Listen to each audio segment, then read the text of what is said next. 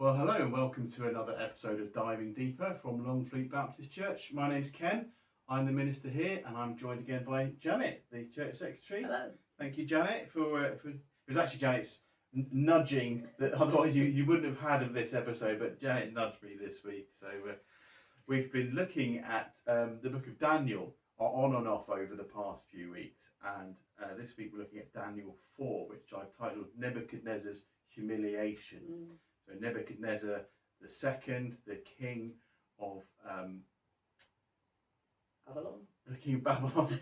I was going to say Persia, but you're right, it's Babylon, isn't it? The king of Babylon, the big empire of the time. They've conquered the Jews, they've destroyed Jerusalem, they've taken the people into captivity in Babylon, including Daniel, and God has been trying, it seems, to try and get Nebuchadnezzar's attention. So he has this big dream that Daniel interprets.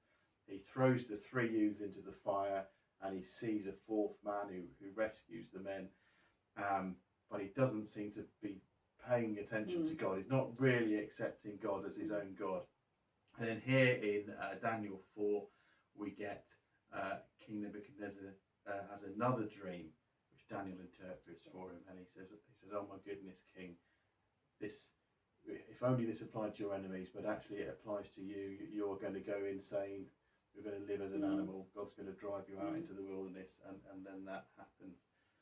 Interestingly, it appears that Daniel 4 is narrated by King Nebuchadnezzar, doesn't it? Yes, You read it as if he's writing it, rather than Daniel writing it.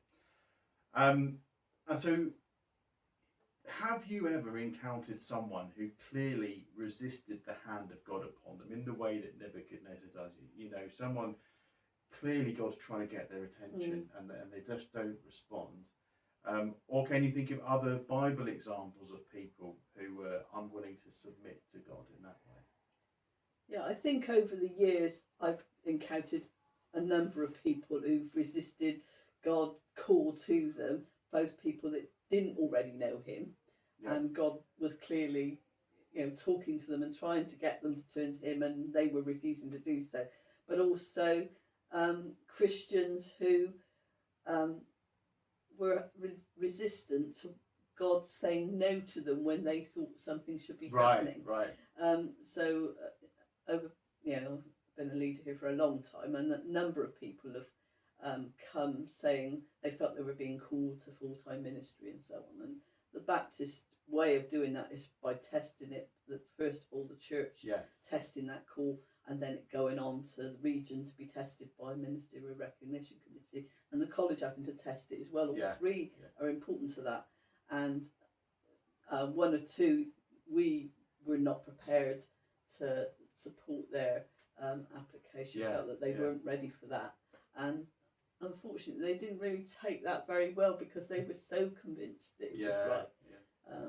And you sort of look back and think, if you weren't willing to submit to a group of other Christians who were trying to discern this with you, then that was not going well for you if you went into full-time ministry, really. No. And the Baptist way is that we believe that a gathered group of believers can discern the mind of Christ. So if you're not going to respect the church meeting, then that's a problem if you're going to be a Baptist minister, isn't it? I've also seen the opposite in my own journey to ministry, where there have been people that have clearly resisted a call on their life to ministry. Perhaps we had 2 or 3 people in the first year of Bible college drop out. And at least one of them, it was absolutely clear that they were called to ministry. And it was like, the parable of the sower, where the weeds of life grow up and the thorns grow up and things just get in the way. In my first church, we had an individual who was clearly called to ministry and went certain steps along the way, and then dropped out within the first few months just because life got in the way. And it was really just all got a bit too tough. Just gets a bit too much, a bit too tough. But there's a clear call there. And I'm sure we all resist the hand of God, or have at some point in our own lives, haven't we? We do. Yes. And then other Bible examples, I mean, the obvious one to me that stands out is Jonah.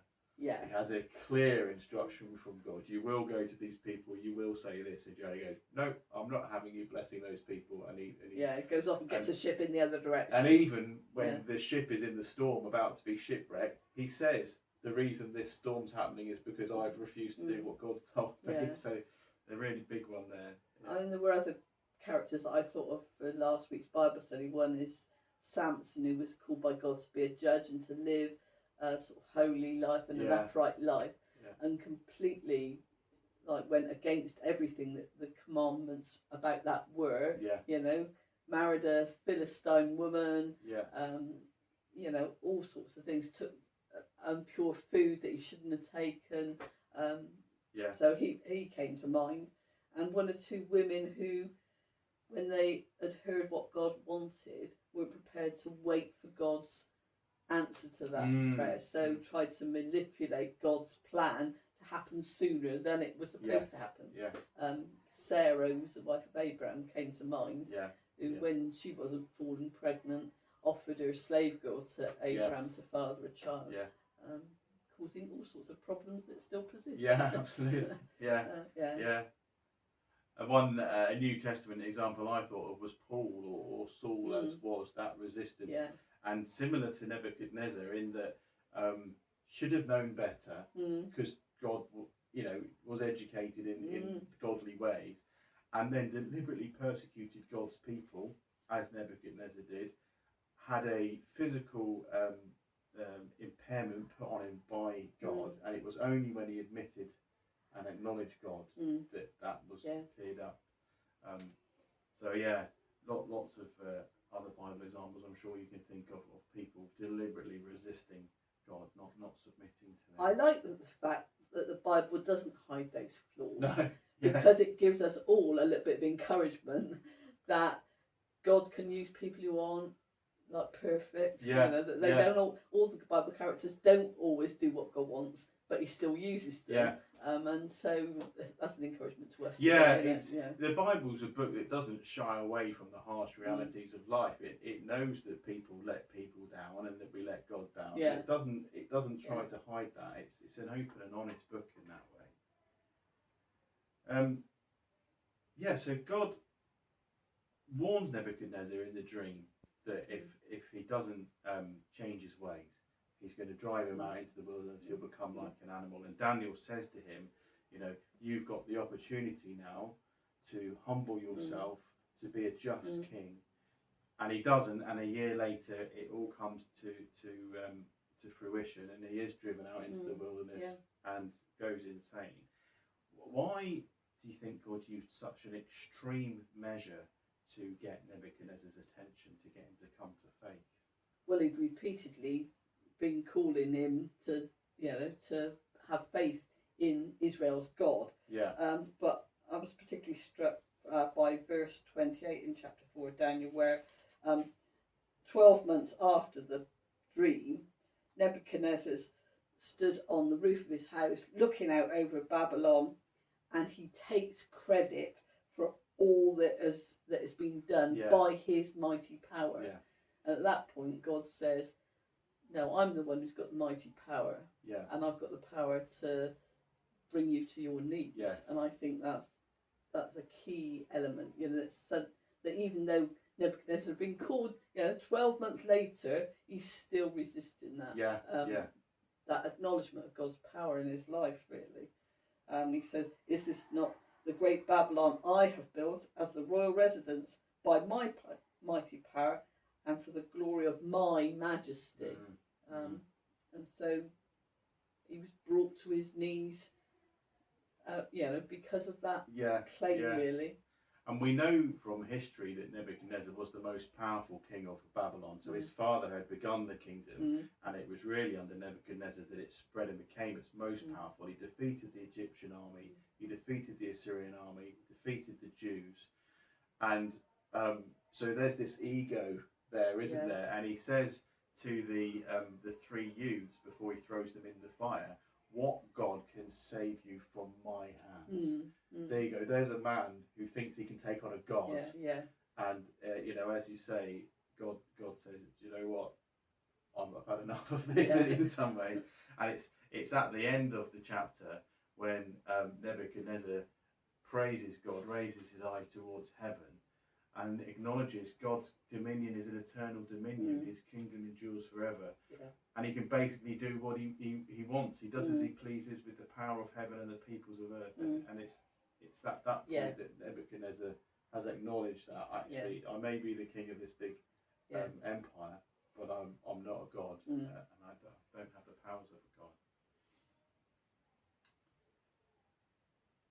We spoke a bit at a Bible study about God disciplining us. So how do you feel about the concept of God disciplining us, and have you ever felt him discipline you?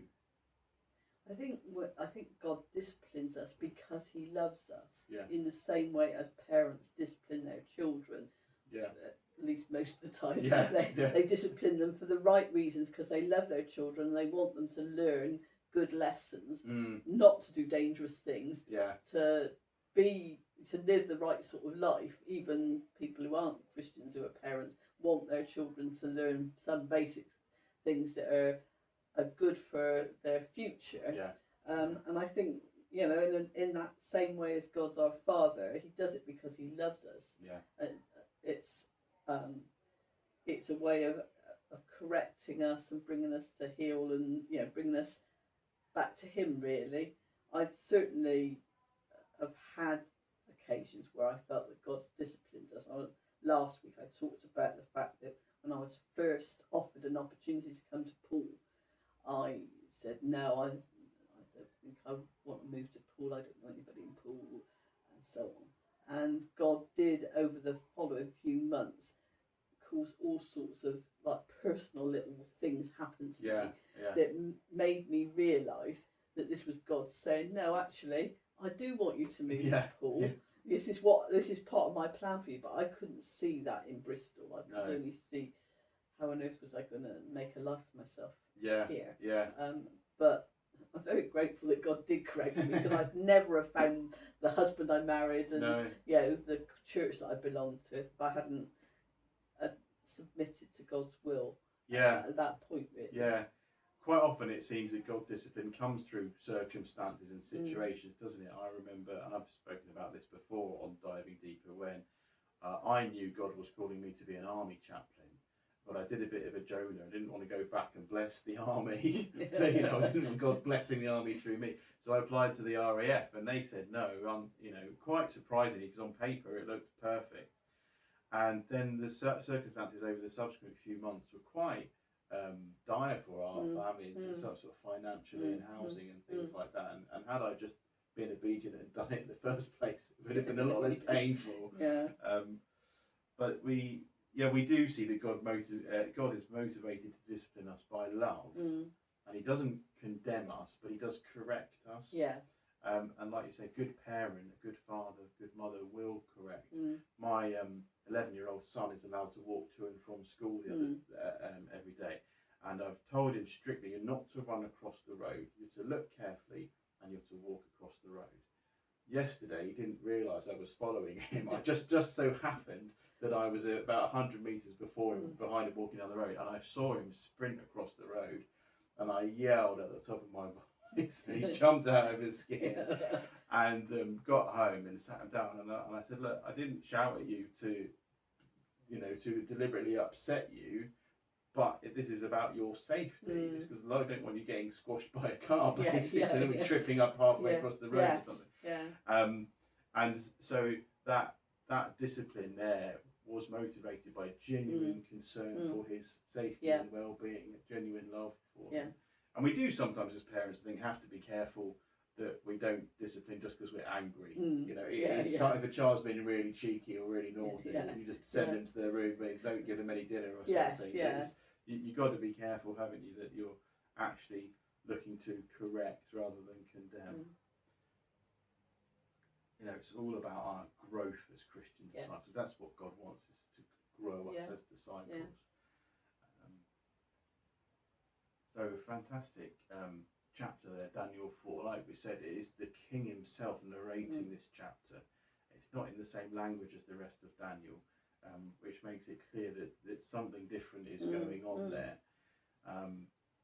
So yeah, I do hope that as we've had a quick conversation about God's discipline and his hand upon our lives, that if you feel that his hand is upon your life, that you would respond positively to that.